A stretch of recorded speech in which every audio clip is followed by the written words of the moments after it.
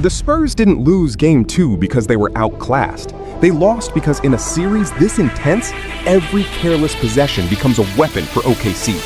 Wemby is still the biggest problem on the floor, but 21 turnovers, Castle's growing pains, and injuries piling up turned a winnable fight into a 1-1 series. And now, heading back to San Antonio, this matchup feels less like a conference final and more like the real NBA Finals. How do you guard Victor Wembanyama? You don't. A lot of prayer, a lot of hoping that he just misses. Like he's a very unique combination of size, skill. He's stronger and more forceful than his wiry frame looks. He shoots the ball, not like Steph Curry, but he shoots the ball much better than a 7'4" guy what we would all imagine. And he also plays with a lot of passion and competitive spirit. So he's a difficult cover. And it's why the Thunder are going to have a really difficult series to try to get back to the NBA Finals. Yeah, I mean, who do you think ends up winning this thing? Well, you know, with the Lakers for so many years, we battled the Spurs to make it to the NBA Finals. Yeah. I played for the OKC Thunder. We beat the Spurs once in the Western Conference Finals. They beat us once in the Western Conference Finals. I'm always going to go with my guys that I have experience with. So I'm picking OKC to stay. Yeah, and they are, of course, the defending champions as well. But it feels like San Antonio is kind of what's next in the NBA with Wembanyama. It's just a matter of when. It feels like it's next, but they play like it's right now. Yeah. More of the same. Just remarkable high-level basketball. Back and forth, and look out! Stephon Castle rises up. Isaiah Hartenstein, nothing you could do. Wemby couldn't believe it. Here's how it sounded in San Antonio on the radio. Castle, he goes to work. Castle, oh my goodness! In the face of Isaiah Hartenstein with a right-hand tomahawk slam. Man! Great look at the NBC broadcast as they reacted in real time as well. But it's only worth 2 points, and it's a 5-point lead for the home team. Make that 7 in transition. Alex Caruso feeds the MVP. Shai Gilgeous-Alexander, brilliant in this game throughout. They're up 7. Hartenstein trying to deal with Wembanyama, and that's a whole lot to deal with. Here, the ball fake, but the nice defense turns into a steal. San Antonio turned it over a bunch. I'm going to get a box score and get eyes on that number. It was a large number. Shai puts it on the deck. King of the mid-range. Wemby had 3 first-half turnovers. Jalen Williams, unfortunately, left with a hamstring issue, which you know he has battled back from. He would not return in this game. A bit of a war of attrition on both sides. Down 3, he's done it again. It's not with 30 seconds left in the game, but once again, Wembanyama steps into a long-range 3, ties it at 66. Here, he plays sort of Nerf with himself. He knows the shot's off. He follows with a putback. Just, Mike Tirico put it well, mesmerizing. But so is Shai. Here, off the miss. This is an unfortunate situation as Dylan Harper, the brilliant rookie, gets tied up with Chet Holmgren. Harper would head back to the locker room, tried to come back out to the floor, but his night was done, and they're already without Fox. So that was a big loss. Here, the handles from the MVP, loses Carter Bryant, and that's bottoms, and the lead grows back to 8. Shai to the corner. And Chet Holmgren fired up, takes it to the rim, and the building is roaring as they lead by 8. Into the 4th, it's a 5-point game. Jared McCain, this was a big one, off glass, and it rattles home, and he knows that wasn't the intention, but it doesn't matter because it went in. Then it's Shai on the floater, bucket good, the lead grows to 9. Then the corner 3 from Keldon Johnson cuts it to 6. So a 6-point game, plenty of time to go. You know, San Antonio won't go quietly. Wembanyama down low. Another 2, and it's a 5-point game. Step back. MVP stuff right there, and Shai knew just how much that mattered. 7-point lead. The threes were falling to keep San Antonio close, but now this game is basically a wrap as Shai Caruso down the lane. Caruso's been great the first couple. 30-9 for Shai, and it's a 9-point victory as the Thunder improved to 9-1. They're the fourth defending champion this century to win 9 of their first 10 postseason games. 2 of the previous 3 went on to repeat as NBA champions. The Heat of 12-13 and the Lakers at the turn of the millennium. Brian Windhorst joins me, and first thing we'll get to the specifics, but this is breathtaking basketball. Like, to me, this is the game at its highest level when you're seeing these stretches of just haymakers. It's like Hagler-Hearns first round. Yeah? I'm exhausted. I mean, the level of effort, the level of ingenuity, the level of creativity, the level of just sheer fight that is being displayed by these two teams. I mean, the Thunder have their entire hands full trying to deal with Victor Wembanyama. They are working so incredibly hard to battle him at both ends, to counter him, to figure out a way around him, over him, behind him. They're holding him, they're shoving him, they're pushing him.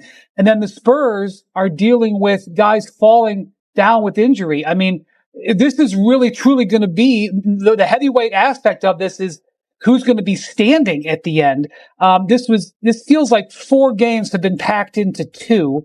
And, so tonight, I would just say, incredible strategic move by the Thunder to go with Isaiah Hartenstein as the primary defender on Victor Wembanyama, which was able to hold him down. But the injury report is going to be almost the most important thing before Game 3 because both teams lost key players tonight. I'm not sure who's going to be upright in 2 days. Well, obviously, and we showed it in the highlight, Williams, who came back in Game 1 after sitting with the hamstring issue. They hadn't needed him. That's a hell of a luxury, a player that talented that they didn't need to win all the games they already have. But in the case of the Spurs, who are already without Fox, who's a difference maker at point guard, to lose Harper, what was the impact of his absence down the stretch in your estimation? I think a potential loss of Dylan Harper is potentially gigantic because we've got a high ankle sprain on De'Aaron Fox. That is an injury that is not going to probably get that much better. He may be able to gut it out, but you're looking at not having him right. So then Harper looked like, a potential leg injury there, like maybe a hamstring. If that's a situation that causes him to miss time, you're just playing too thin on the perimeter. Stephon Castle is playing tremendous basketball, but he's being asked to do so much. He had 9 turnovers in this game after 11 in Game 1. They're just running out of bodies on the perimeter. Well, one. That's what we have, guys. Headed back to San Antonio. 122 to 113. Stephon Castle has the most turnovers over any 2-game stretch in NBA postseason history. He has 20. We know how James Harden has turned the ball over in his playoff career.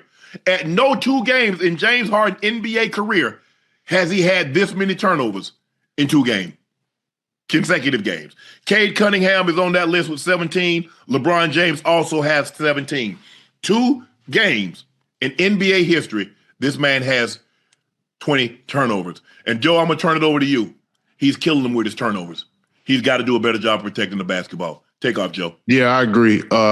Castle definitely has to. I mean, he's averaging 10 turnovers a game, in the past couple of games. But Uncle Ocho, we gotta take something into account here. The man ain't but 21 years old, bro. His second year in this NBA league, he's playing in the postseason in the Western Conference Finals.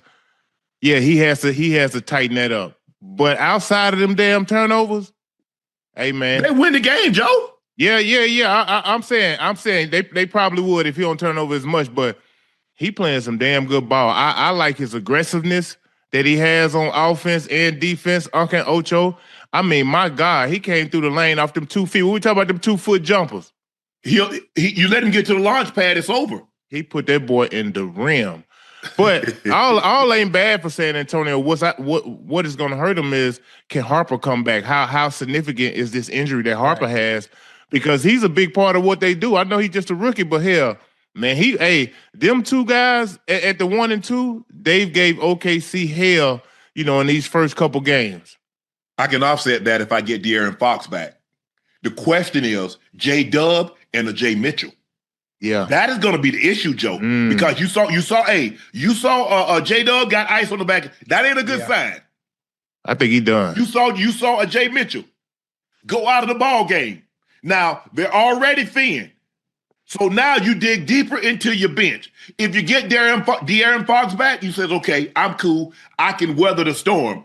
I don't know without J-Dub and out Mitchell if that I'm going to be able to wallet. And look, you got Caruso, and Caruso has played unbelievable. Crazy. He's been out of his damn mind shooting the three-point ball, and we know he can play defense.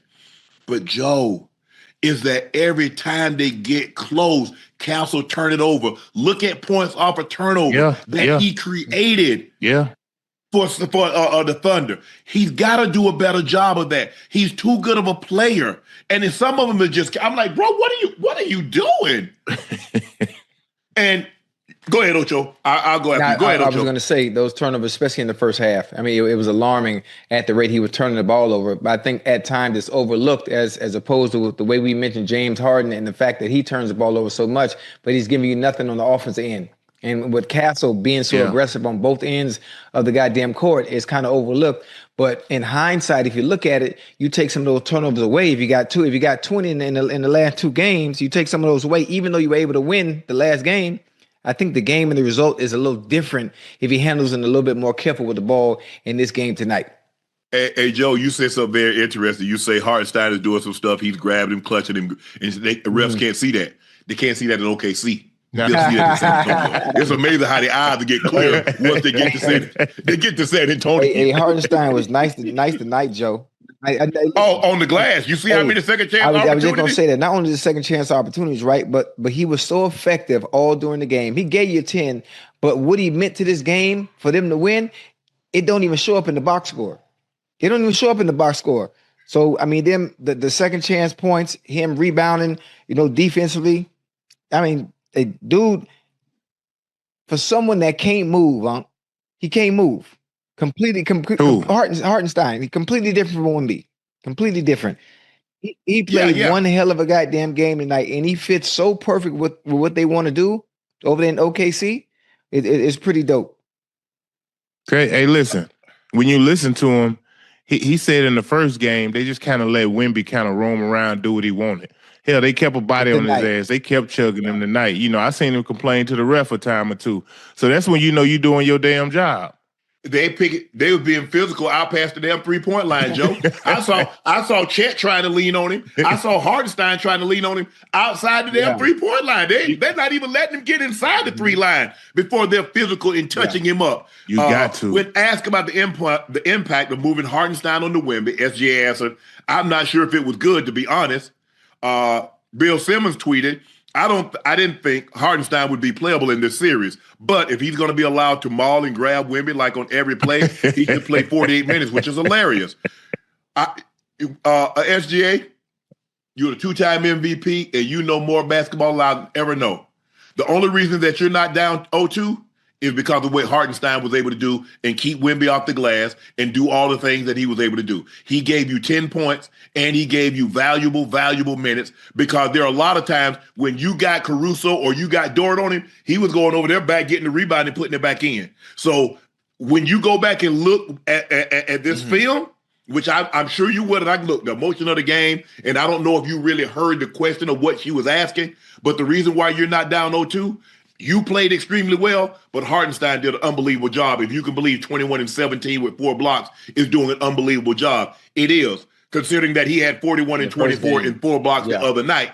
Think about what you held him to. 20 points fewer and 7 fewer rebounds. Yeah. Listen, Wemby is such a game changer, fellas. I mean, he requires so much attention, and I think one of the best attributes of his game is passing the ball, man. He does everything well, obviously scoring, shot blocking. But for big guys to be able to get that ball out real quick and fast so his shooters can have time, man, he does that with the best of them, Uncle Ocho. Meaning, you know what I mean? Like, he ain't always looking to score. He gonna make the right play every time, bro. Yes. I love the way he plays. I love the passion that he plays with.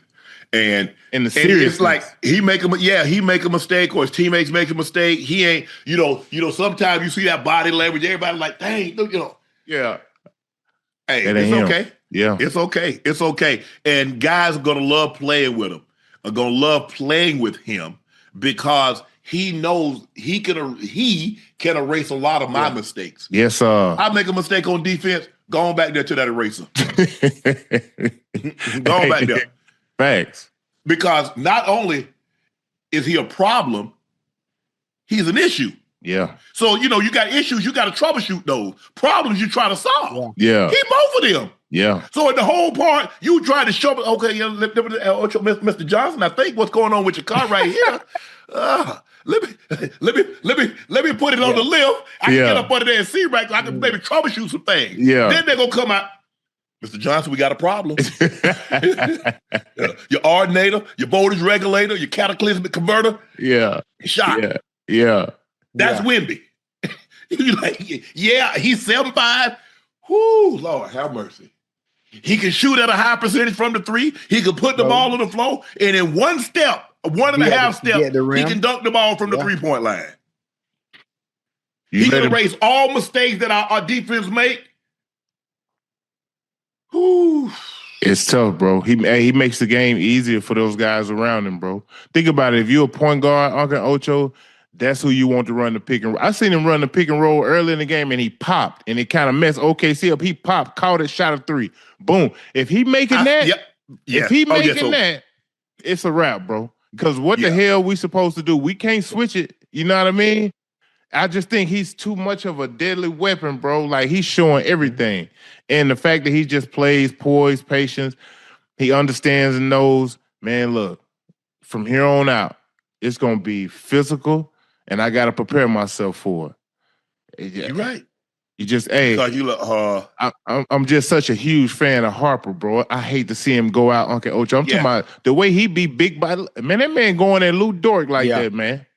I'm talking about. You see how he pushing him up under the basket and right over the top of it. That man, Uncle Ocho, the man 20 years old, man.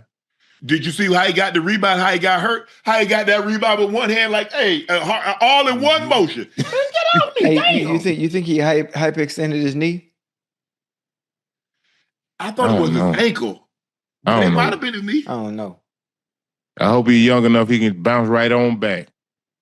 Yeah, them old people say, you ain't got no bone, boy, you got gristle. Get your ass up. Man, this is an unbelievable series. Man. Thus far, this series has been everything that we anticipated that it would be. Yeah. Nothing more, nothing less. Hey, Unc and Joe, I don't know what the price of courtside tickets would be for a series like this, whether they playing in Oklahoma, whether they playing in San Antonio. But what we've seen the last two games would be worth the price of admission for a 7-game series, regardless to the price of them damn tickets. Because you know exactly what you're getting. Yeah. Listen, you remember Uncle Ocho back in the day when the Lakers had that great team with Kobe and Shaq, and they played Portland in the Western Conference Finals, or they played Sacramento in the Western, because we all thought they played San Antonio in the Western Conference Finals. We all felt like that was the finals for real, because when they went on to the finals, they were sweeping through Indiana, they sweeping through New Jersey. They was this kind of what it feels like to me in this West. This feels like the finals.